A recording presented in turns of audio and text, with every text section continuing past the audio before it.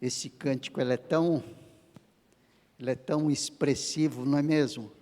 Isso tem a ver com aquele texto que nós mencionamos logo no início do culto, quando no verso 8 ele diz: mas tu, ó Israel, servo meu, tu, a Jacó, quem escolhi, descendência de Abraão, meu amigo, lembrem?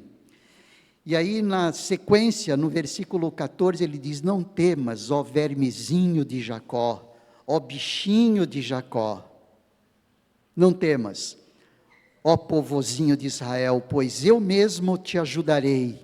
Proclama, Yahvé, o Senhor, o teu Redentor, o Santíssimo de Israel.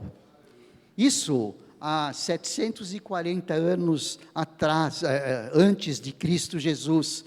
E Cristo veio para cumprir essa profecia, porque o Redentor de Israel, em Cristo Jesus, se apresentou para redimir o seu povo judeu e o povo gentio. Por isso, um título que eu colocaria para a nossa reflexão dessa noite, essa rápida reflexão: Jesus, Salvador de judeus e gentios. É o Redentor de judeus e gentios. Se fosse só de judeus, eu não estaria aqui pregando, nem junto com você aí, cultuando e adorando a Deus, porque eu sou um gentio, eu não sou judeu de nascimento.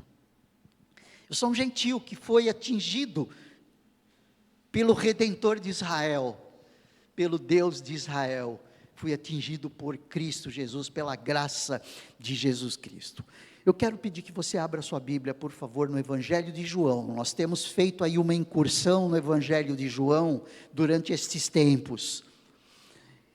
Esse Evangelho que é chamado por Orígenes, que é um dos pais da igreja, um dos grandes teólogos da igreja, do segundo século, ali por volta de 170, 150, 170 depois de Cristo, chamado Orígenes, que ele diz que esse evangelho é o evangelho mais espiritual dentre todos. Ele não diz que ele é mais ungido, ele não diz que ele é mais certo, ele diz que é o mais espiritual. E a gente tem percebido o quanto ele é espiritual, o quanto ele é menos narrativo e mais espiritual, mais teológico. Eu gosto mais da expressão teológico. Ele é mais teológico e menos descritivo. Ele é mais teológico e menos narrativo. Ele narra a teologia de Jesus, sim, ele narra a revelação, ele revela a Jesus, sim, mas de uma maneira diferente, uma maneira mais histórica, mais narrativa. Isso, os outros evangelhos, chamados evangelhos sinóticos, é Mateus, Marcos, Lucas. O evangelho de João é um evangelho assim mais teológico, mais espiritual. E a gente tem visto aí alguns destaques dessa espiritualidade aflorada do evangelho de João. Eu quero ressaltar algumas delas,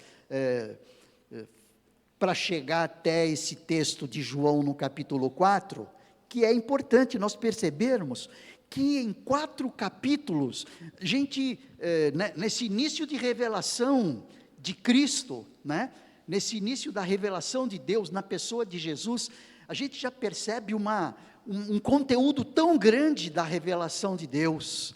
Mas o texto aqui que nós vamos assim nos ater um pouquinho mais, é esse texto que está no Evangelho de João, no capítulo 4. Nós vamos fazer o seguinte, nós vamos ler do versículo 1 ao versículo 26, tá bom?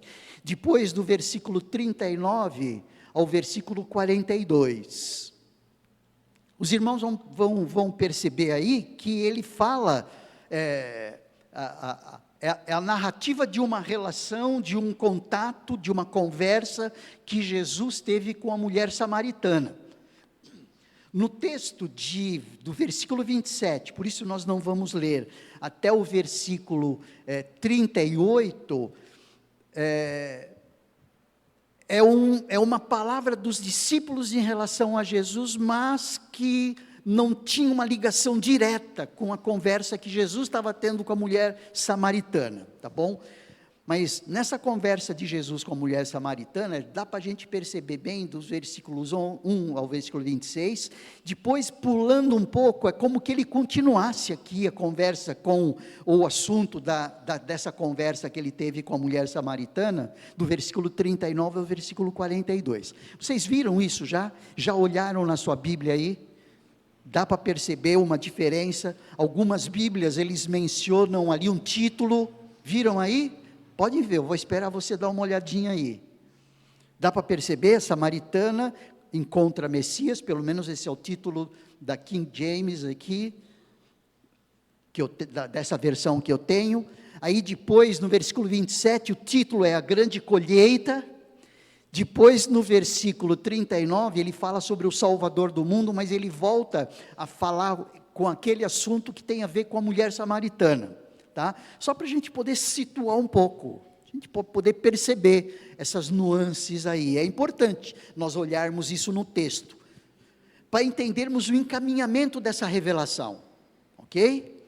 Vamos lá, o texto diz assim: por isso, quando o Senhor soube que os fariseus ouviram que ele, Jesus, fazia e batizava mais discípulos que João, embora Jesus mesmo não batizasse, mas sim os seus discípulos, deixou a Judéia e partiu uma vez mais para a Galiléia. Entretanto, era-lhe necessário atravessar por Samaria. Assim chegou a uma cidade de Samaria chamada Sicar, perto das terras que Jacó dera a seu filho José.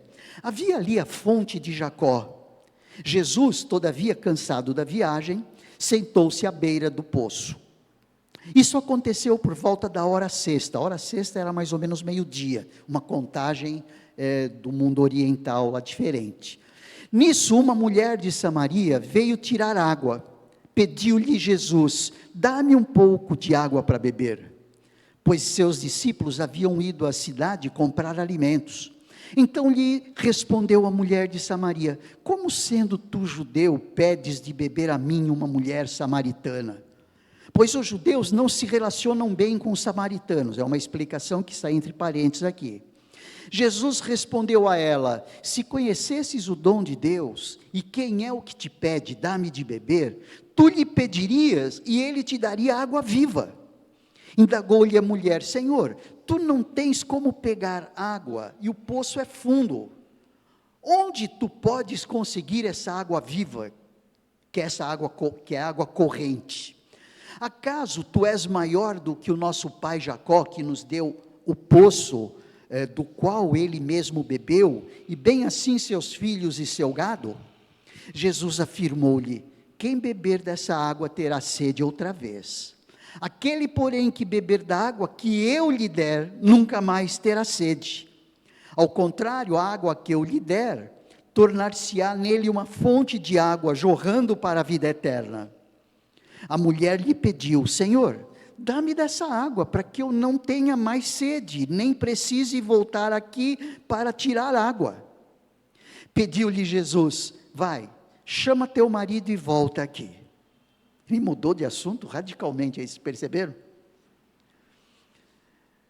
Confessou-lhe a mulher: não tenho marido. Replicou-lhe Jesus: respondeste acertadamente ao dizer que não tens marido, pois 5 maridos já tiveste, e esse homem com quem tu agora vives não é teu marido. Quanto a isso, falaste a verdade. Reconheceu a mulher: Senhor, eu percebo que tu és um profeta. Jesus não conhecia mulher não conhecia Jesus. Como ele declara para a mulher pormenores da sua vida conjugal, da sua vida familiar? Por isso é que ela diz: é um profeta, ele sabe de coisas que só eu sei, ou que poucas pessoas sabem aqui. Por isso, reconheceu a mulher: Senhor, eu percebo que tu és um profeta. Nossos pais adoravam sobre este monte, mas vós, judeus, dizeis que Jerusalém é o lugar onde se deve adorar. Declarou Jesus a ela: mulher, podes crer-me, está próxima a hora, quando nem neste monte, nem em Jerusalém adorareis o Pai. Vós adorais o que não conheceis, nós adoramos o que conhecemos, porque a salvação vem dos judeus. Mas a hora está chegando, e de fato já chegou, em que os verdadeiros adoradores adorarão o Pai, em espírito e em verdade, pois são esses que o Pai procura para seus adoradores. Deus é espírito, e é necessário que os seus adoradores o adorem em espírito e em verdade. A mulher disse a Jesus: eu sei que o Messias, chamado Cristo, está para vir. Quando ele vier, ele nos esclarecerá sobre tudo. Assegurou-lhe Jesus: eu que te falo, sou o Messias. Aí vamos lá para o versículo 39. Muitos samaritanos naquela cidade creram nele em virtude da palavra daquela mulher que testemunhara. Ele me disse tudo quanto tenho feito. Assim, quando os samaritanos se encontraram com Jesus, insistiram em que se hospedasse com eles, e ele ficou 2 dias. E muitos outros creram por causa da sua palavra. Então disseram à mulher: agora cremos, não somente por causa do que tu falaste, mas porque nós mesmos o ouvimos e sabemos que este é verdadeiramente o Cristo, o Salvador do mundo. É muito interessante esse texto. É muito interessante porque a mulher que fala com Jesus é uma samaritana. Os samaritanos, como o texto diz, eles não se davam bem com os judeus. Só para dar um panorama mais geográfico para os irmãos, a Palestina, naquela época, era dividida em Judeia, depois Samaria, depois Galileia. A Galileia ficava bem no norte, a Judeia ficava bem no sul, e a Samaria ficava no meio. A Samaria e a Galileia eram áreas pertenciam ao povo de Israel, e não o povo de Judá, no tempo de Isaías, e que foram levadas cativos para a Síria, em 722, e no lugar do povo judeu que foi levado para a Síria, ou seja, no lugar da Samaria, no lugar da Galileia, vieram outros povos, que esse era o jeito que os assírios faziam, quando levavam cativo os povos. Eles levavam os povos, tiravam eles da terra, para não enraizá-los mais ali, e trazia outros povos. Então os judeus entendiam que os samaritanos, que estavam naquela região, eram meio judeus, eles não eram puros, e eles não se davam bem por causa disso. É algo parecido com o que está acontecendo lá na Palestina hoje. Hoje na Palestina, nós temos judeus e palestinos. Os judeus chegaram, depois da derrota de Israel em 70 depois de Cristo, que eles foram dispersos para o mundo todo, no lugar da Palestina vieram outros povos, outras conquistas. E os judeus se estabeleceram novamente na Palestina em 1948, onde lá já estava um povo, que são chamados os palestinos. Por isso é que existe essa rixa, por isso é que existe essa briga, porque os palestinos se veem o povo veem com ingerência o povo de Israel. E o povo de Israel diz: não, essa terra é minha também. Então ficava aquela briga. Isso existia mais ou menos no tempo de Jesus, por causa de um contexto histórico diferente. Então a Samaria era um lugar onde, para os judeus, era um lugar de mestiços. Eles não eram puros. Então quando um judeu vinha para subir para Jerusalém, para cultuar e para adorar no templo, para oferecer sacrifícios, ele vinha lá do norte de Israel, e eles não passavam dentro de Samaria, eles davam a volta, atravessavam o rio Jordão, caminhavam toda a distância de Samaria do lado, e entravam na Judeia. Eles faziam isso, porque eles não se davam. Mas Jesus, ele veio direto, ele veio direto da Galileia para a Judeia, E ele se encontrou com essa mulher samaritana. Por isso é que a mulher samaritana diz: como sendo tu judeu, pedes de beber água a mim, uma mulher samaritana? Você percebe como isso tem a ver com essa rixa que já existia naquela época ali? Mas a mensagem do Evangelho é uma mensagem para todos os povos. Por isso, Jesus é salvador de judeus e gentios. Uma outra particularidade muito importante, muito interessante, é que nesse texto, desde o começo, nós temos aí um chamado prólogo, logo do capítulo 1 de João, dos versículos 1 ao versículo 18, onde é mostrado que Jesus era a palavra, e a palavra estava com Deus, e a palavra era Deus. Depois fala sobre o novo nascimento. É chamado prólogo de João.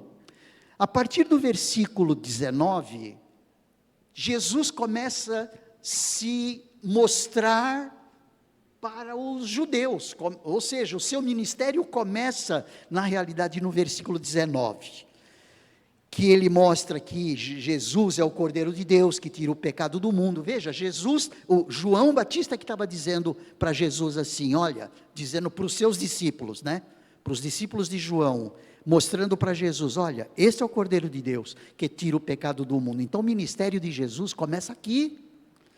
Depois, os irmãos se lembram quando nós falamos do primeiro milagre de Jesus, que ele entrou naquele casamento em Caná da Galileia, em que Jesus transformou água em vinho, naquela situação em que ele mostra o quê? Ele mostra que realmente Jesus era o próprio Deus, e ele tinha o objetivo de manifestar a sua glória. Tanto é que no versículo 11 do capítulo 2, eu já estou falando de um contexto aí, com esse, Deus Jesus, princípio aos seus sinais em Caná da Galileia, manifestou a sua glória, e os seus discípulos creram nele. Então, olha só, esse era o objetivo de Jesus ter transformado a água, de revelar a sua glória, e os discípulos crescem nele. Jesus sai dali e vai para Jerusalém para participar da Páscoa dos judeus. E o que acontece ali na Páscoa dos judeus? Jesus purifica o templo. Lembram disso? Primeiro evento, Jesus em Caná da Galileia transforma a água em vinho. Segundo evento, Jesus está ali em Jerusalém, lá na Judéia. Ele não estava no norte de Israel, ele estava no sul de Israel agora, ali na Judéia, lá embaixo, onde mais ou menos a região de Gaza hoje, ela fica ali, do lado do Mar Morto, lá no sul da Palestina, no sul de Israel. Ele chega ali, purifica o templo e expulsa os cambistas, expulsa os mercadores que estavam fazendo ali do templo de oração um lugar de mercado. Olha só, veja só as ênfases. Jesus, com graça, ele transforma água em vinho. É o mesmo Jesus que manifesta justiça, jogando todo mundo para fora, porque num lugar onde os gentios tinham que orar e ouvirem o testemunho de Deus, naquele lugar estavam fazendo um mercado de peixe ali, que não era de peixe, um mercado de produtos, vendendo bois, vendendo bodes, vendendo cordeiros, vendendo produtos da terra para serem oferecidos no templo. E aí Jesus vem e começa a conversar com Nicodemos. Lembra? Capítulo 3, olha só. Capítulo 1, capítulo 2, capítulo 3. Olha que sequência de revelação de Deus. Revelando graça, revelando justiça, revelando agora para Nicodemos, que era um judeu. Lembram disso? Nós já falamos sobre isso. Nicodemos era um judeu, era um líder judeu, era um fariseu, era um homem que fazia parte do grupo da nata religiosa de Israel, e começa a dizer para esse Nicodemos que ninguém pode ver o reino, ninguém pode ver o reino e ninguém pode entrar no reino se não nascer de novo. E a particularidade de que Nicodemos não entende isso. Nicodemos diz: como pode ser isso? Olha só o movimento aí de Jesus, do início do ministério de Jesus. Jesus conversa com Nicodemos e mostra-lhe sobre o novo nascimento, reforça ali aquele detalhe que está em João no capítulo 1, versículo 13, que é o novo nascimento, que é o nascimento de Deus, é aquele nascimento que vem do alto. Não é um nascimento natural, como ele explica, e ele está dizendo tudo isso para Nicodemos. Aí ele sai e conversa com uma samaritana. Vocês perceberam? Conversa com o judeu não entende, por mais culto religiosamente que ele era. E conversa com uma mulher samaritana. Olha só essa conversa com a mulher samaritana. Os irmãos perceberam que foi uma conversa muito mais chegada, não da parte de Jesus para com a mulher, mas da parte da mulher para com Jesus. Parece que a receptividade, muito embora a mulher também não entendesse que quando Jesus estava falando da água, ele não estava falando da água que ele pedia ali para matar a sede dele, ele está falando da água da vida, ele estava falando da água que, se tomasse aquela água, não ia sentir sede nunca mais, e a mulher continuava pensando na água do poço, na água daquela fonte ali. Olha só que coisa interessante, e o desdobramento é que é muito interessante, por isso é que eu pedi que os irmãos lessem no capítulo 4, que mostra todo essa conversa de Jesus com a samaritana. Essa conversa toda foi para mostrar que os judeus, os samaritanos, eles receberam muito melhor do que os próprios judeus a mensagem do evangelho. É interessante que depois que a mulher foi procurar o marido, que não era o marido dela, e Jesus tinha detectado isso, ela falou isso para os outros samaritanos, e os outros samaritanos disseram o quê?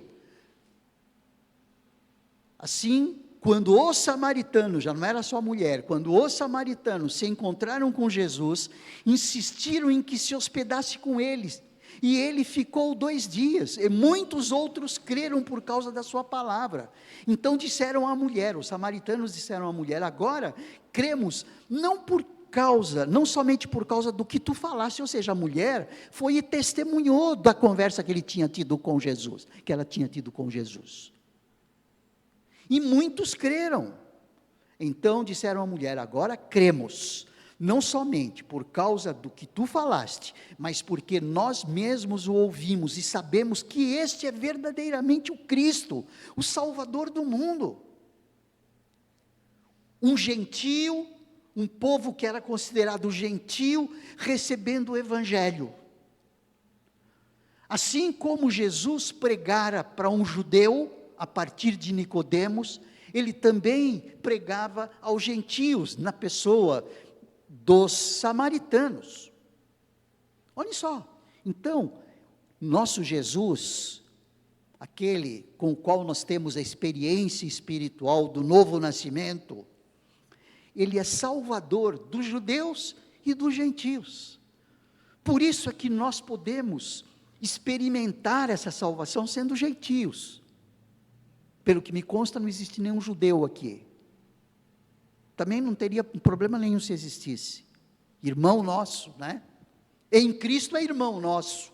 Agora, o que tem a ver aquela pergunta que saía completamente do tom de Jesus? Jesus era muito inteligente. Deus, né? Depois que ele estava conversando ali da água, que a mulher não conseguia sair da água do poço, e Jesus queria fazer com que ela se situasse em relação à verdadeira água que mata a sede, ele usa uma outra estratégia, ele muda de assunto. É muito interessante isso, ele muda de assunto. Quando ele diz, naquela conversa, a mulher lhe pediu: Senhor, dá-me dessa água, para que eu não tenha mais sede, nem precise voltar aqui para tirar água. Ela estava pensando na água H2O. Aí Jesus acho que pensou assim: preciso mudar a estratégia. Eu estou inventando, tá bom? E aí ele começou. Pediu-lhe Jesus: vai, chama teu marido e volta aqui. Como assim? O que tem a ver isso? É isso que fez com que ele começasse a se revelar. Isso é que fez com que ela: opa, esse cara tem um quê diferente. Ele não é só um judeu, ele é um judeu diferente. Ele é um judeu profeta. Ele é um judeu diferenciado. O profeta é aquele que recebia a palavra de Deus e transmitia. Os judeus tinham isso em mente quando falava no profeta, mas ele sabia as coisas que estavam escondidas, claro, Deus.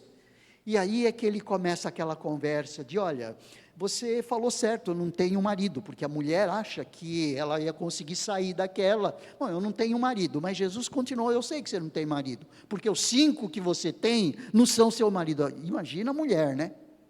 Imagine a situação dela e o que ela veio a pensar, ou seja, ela foi alicerçando cada vez mais um sentimento de que Jesus era diferente, era muito mais do que um profeta ali.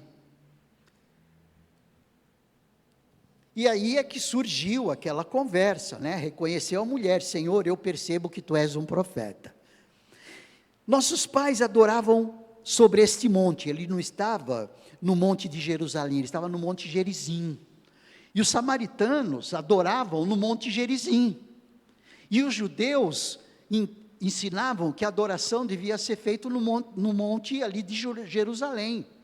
E foi a oportunidade que Jesus falou assim: olha, não é nem em Jerusalém e nem em Gerizim que os verdadeiros adoradores hão de adorar a Deus, mas adorarão em espírito e em verdade. Olha só como Jesus mudou o tom, como Jesus caminhou numa estrada diferente para revelar para a mulher samaritana quem era o que falava com ela. Por isso é que a mulher, nós não vamos explorar tanto essa questão da adoração agora, mas só essa movimentação aqui, de como Deus vai se revelando na pessoa de Jesus, e os momentos históricos, as circunstâncias históricas que vão acontecendo, para que essa revelação chegasse aos ouvidos, e chegasse aos corações de quem precisava chegar. Por isso é que eu estou aqui agora. A minha salvação, a minha experiência de salvação foi de uma forma, a da Janete foi outra, do Reinaldo foi outra, do Silvio foi outra, do Getúlio foi, cada um de nós teve uma experiência, num determinado momento, de uma determinada forma, mas a revelação é a mesma, é um Jesus que salva. Aliás, a palavra Jesus, não é? Significa, Deus salva. Jesus é Yeshua, e Yeshua significa Deus salva, é o mesmo que Josué, Deus salva, Jesus, Cristo é o Messias, é o Mashiach, em hebraico. E foi nesse movimento todo que a mulher, por isso é que eu pedi para pular, não é? Para o versículo 39, logo no versículo 39, muitos samaritanos daquela cidade creram nele, em virtude da palavra daquela mulher que testemunhara. Ele me disse: tudo quanto tenho feito. Que coisa, é maravilhoso, não é? Esse encaminhamento da revelação de Deus, com esses eventos todos. E tudo isso, irmãos, foi feito para que todos conhecessem quem era Jesus. É o que diz o versículo 30 e 31 do capítulo 20 de João. Porque todo o evangelho de João, verdadeiramente, olha só o que diz esse versículo 30, verdadeiramente Jesus realizou na presença dos seus discípulos muitos outros milagres, que não estão escritos nesse livro. Estes, entretanto, foram escritos para que possais acreditar que Jesus é o Cristo, que Jesus é o enviado, que Jesus é o Messias, que Jesus é o prometido, o Filho de Deus, e para que crendo, tenhais vida em seu nome. Por isso é que ele abordou Nicodemos com essa salvação daquela forma, mostrando que sem o nascer de novo, ninguém consegue ver o reino de Deus, e não consegue entrar no reino de Deus, que é a mesma coisa, não são duas coisas diferentes, é a mesma coisa. E aquele que tem essa experiência com Deus, que crendo tenham vida em seu nome, que é o significado de beber uma água, que brota nele, como uma fonte, que vai e que desemboca na vida eterna. É esse o Cristo que nós pregamos. É esse o Cristo que nos salvou. É esse o Cristo que nos reconciliou com Deus. E o Evangelho de João, ele é maravilhoso por causa disso. O Evangelho de João, ele mostra a teologia e a espiritualidade a partir dos eventos. Os outros mostram mais os eventos, não que não revelassem a Cristo. Revelam que Jesus é o Salvador do mundo, que Jesus é aquele que tem a verdade. Eu sou o caminho, a verdade e a vida, que aliás é um texto que está em João mesmo. Eu não estou desclassificando os outros evangelhos, porque todos os evangelhos juntos, eles dão o todo do ministério de Jesus. Só que o evangelho de João, ele dá um tom mais teológico, mais espiritual. Os outros fazem isso, mas com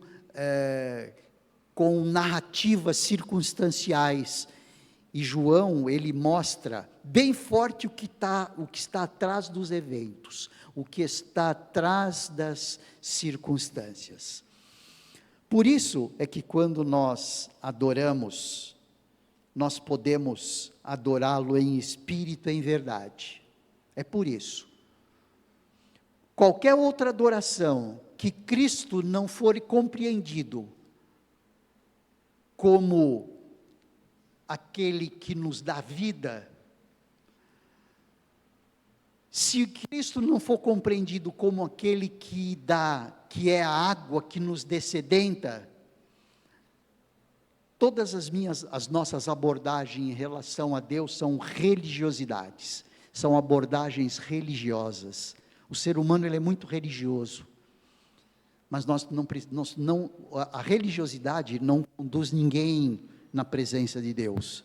O que nos conduz à presença de Deus é Cristo, é Jesus, é uma experiência espiritual, é um novo nascimento, é experimentar a água da vida, que não é o H2O, é experimentar essa água da vida que jorra abundantemente, jorrando para a vida eterna, encaminhando-se para a vida eterna. Isso nos alegra demais da conta. Por isso, esse Jesus é Salvador dos judeus e dos gentios. Ele é Salvador do cazaquistanês, ele é Salvador do árabe, ele é Salvador do palestino, ele é Salvador do terrorista do Hamas, do Hezbollah, ele é Salvador do chinês, ele é Salvador. Por isso, Jesus veio ao mundo para salvar. Por isso, Jesus veio ao mundo para libertar. Jesus veio ao mundo para nos reconciliar com Deus. E vamos continuar falando desse evangelho maravilhoso, que é o evangelho de João, que aponta para Jesus como... É muito carinhoso o que eu vou falar agora. Não é brincadeira, não é jocoso, é o cara. Como os meninos dizem, né? Ele é o Deus Todo-Poderoso, Ele é o mais do que tudo, é o mais do que todos, é aquele que nos libertou e nos salvou. Amém? Vamos orar. Senhor Deus, nós nos alegramos tanto em podermos experimentar dessa água da vida. Obrigado, Senhor. Obrigado porque nós experimentamos também um novo nascimento espiritual. A experiência que Nicodemos foi levado a ter, nós já tivemos. A experiência que a mulher samaritana foi levada a ter, nós já tivemos. Obrigado porque o Senhor é a água da vida. Obrigado porque o Senhor é o pão da vida, que daqui a pouco nós vamos também ver em Jesus como não só a porta, mas como a água da vida, reformulado como o pão da vida, que nos dá o alimento pleno, o alimento perfeito. Obrigado, Senhor. E a nossa oração é para que vidas possam sentir o que sentimos, ter a experiência que tivemos, de maneira diferenciada, não importa o tipo de experiência, mas ter a experiência espiritual de um novo nascimento, porque sem nascer de novo, não há possibilidade de ver o reino, e nem de entrar no reino. Sem nascer de novo, não há possibilidade de saciar de maneira plena a nossa sede espiritual. Só Jesus sacia a nossa sede. Te agradecemos, em nome de Jesus. Amém. Vamos ficar em pé.